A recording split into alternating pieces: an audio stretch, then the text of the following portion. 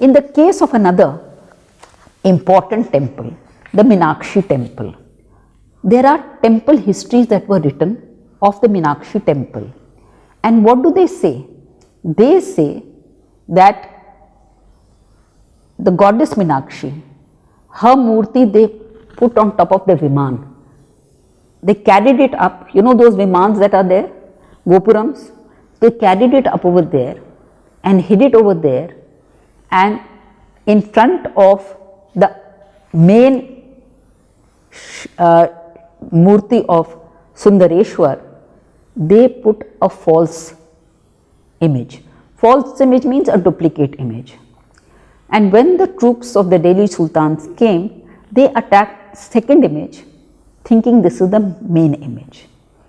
And if you go to Meenakshi temple, even today, that second image that was put there to protect the original image is still there, and there is a placard which says that this image saved the original image, and this image has the marks of the attacks on it.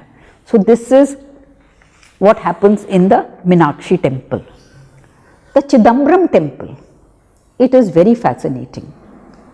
Now, according to the evidence that we have, for nearly 60 years, only the morning milk meal was offered to the deity. For 60 years, no other meal was offered to the deity because of the adverse situation. And from 1649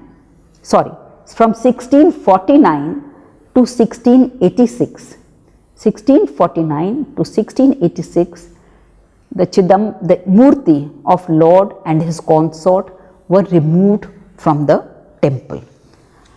So, 37 years the images were removed, and then in the 18th century for another 35 years the images were removed from the temple. In the case of Kanchi, there are three important temples. One is the Vardharaj temple and two other related temples. The images were dressed as dead bodies and taken out of the temple for protection and brought back when things were stable. In the south, most of these things are documented by way of inscriptions, by way of temple histories, by way of accounts that were written at that time.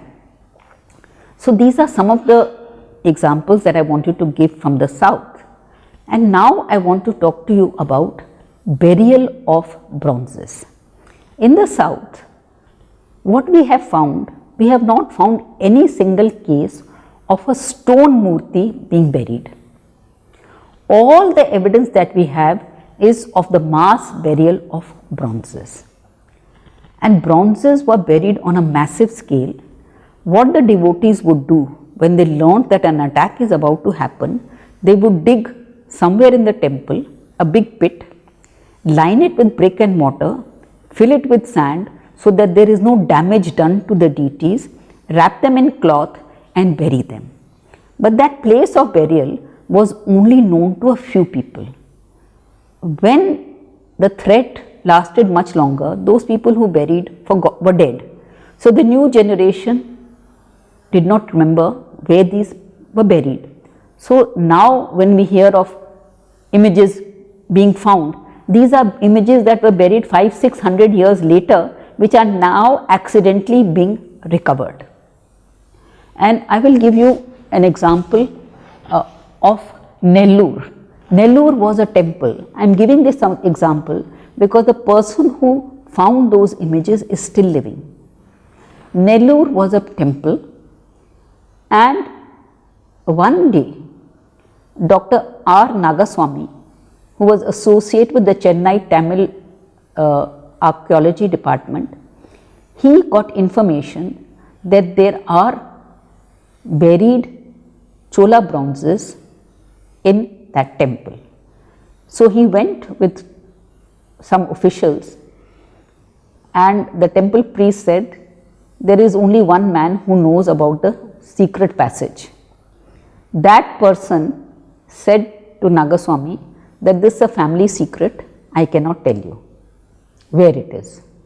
So then Dr. Nagasamy went back with officials, and that person got frightened, and he said the temple was opened 40 years ago by one of my family members.